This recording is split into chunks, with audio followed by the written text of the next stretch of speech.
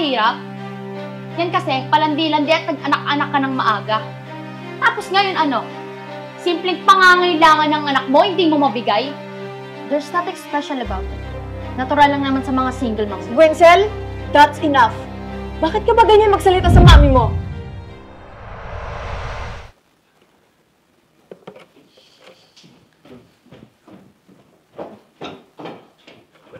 Ma, nabili mo na ba yung cellphone ko? Anak, hindi pa eh. Apa yan, Ma? Ayun yung gusto ko cellphone eh. Anak, anong gagawin ko? Hindi ko pa kayang bilhin yun sa ngayon eh. Gawan mo ng paraan. Kailangan ko yun eh.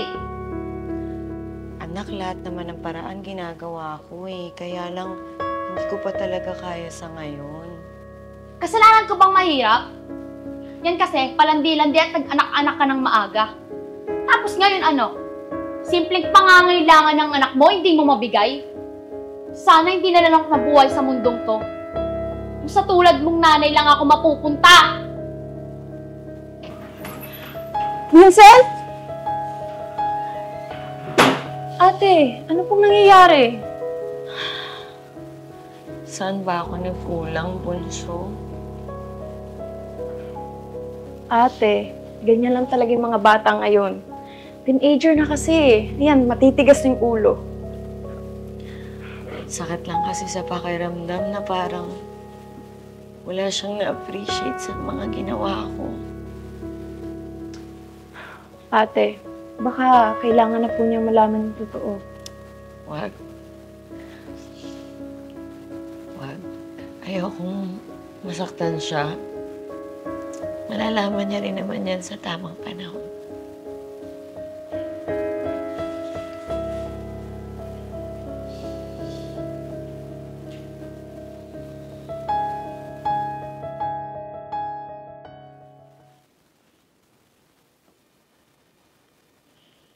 Oh, anong ginagawa mo dyan?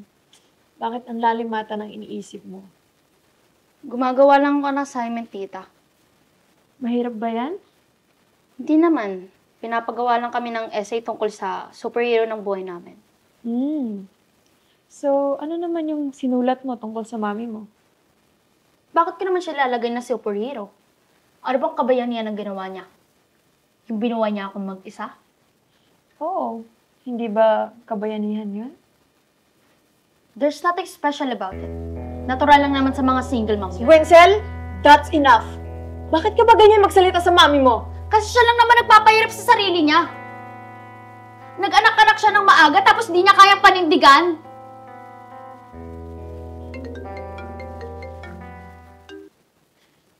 Hello? Po? Si ate?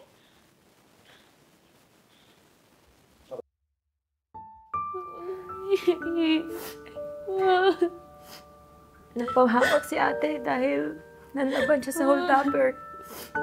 Hindi niya kasi binigay yung bagong cellphone na binili niya para sa'yo eh.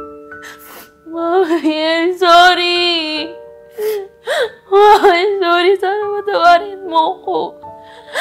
Hindi naman ito yung gusto kong isulat at i-share sa mga classmates ko eh. Ma, really sorry, Ma. Gwencel, hindi lang yan yung kabayanihan na ginawa ng mami mo para sa'yo. Simula pa lang nung una, siya na yung bayani ng buhay mo. Siguro, oras na para malaman mo yung totoo. Ano bang totoo? Hindi single mom ang mami mo dahil iniwan siya ng daddy mo. Kundi, iniwan ka lang sa labas ng bahay at doon ka nakita ni ate. Ampun po ako. Pero mahal na mahal ka niyang mami mo na parang tunay niyang anak. At hindi siya nagdalawang isip na ampunin ka at buhayin ka mag-isa. Mama. Ma, I'm really sorry. Hindi ko nakita lahat ng sinakripisyo mo para sa akin. Ma! Ma! Ma!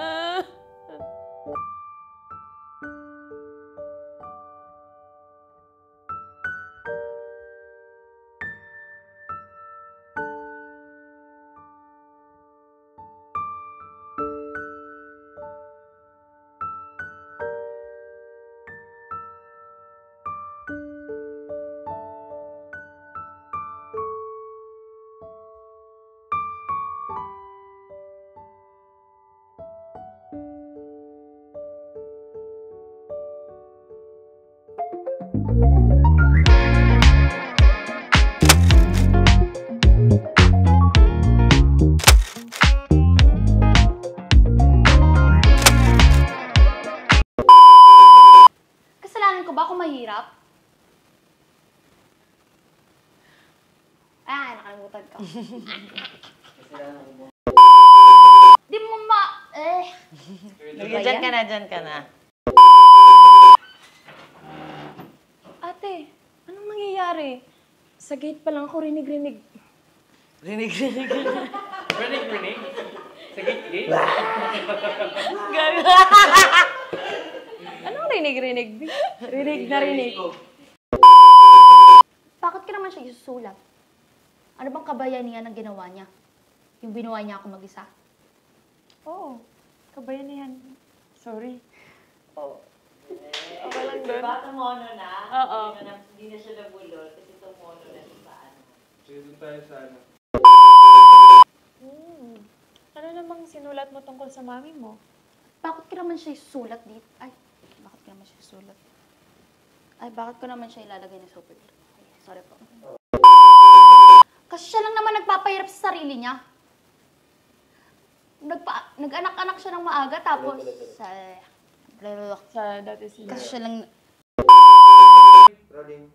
3, 2, 1. Wait lang, rolling na pala. Akala ko framing lang. Wait lang. Sorry po.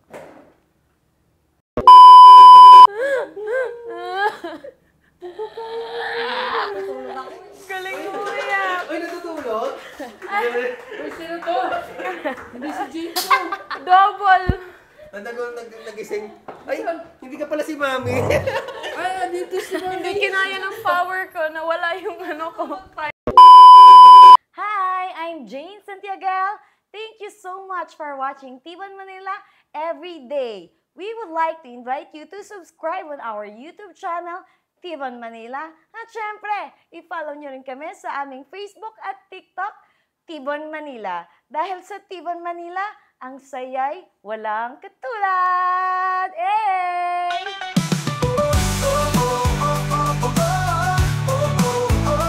T1 Manila, walang pag-aalilangan. Sa ilalim ng mga bituin, tayo'y magkasama. Sa musika at sayaw, walang kapantay na ligaya. Ang gabi dumadaloy, puno ng pagmamahal.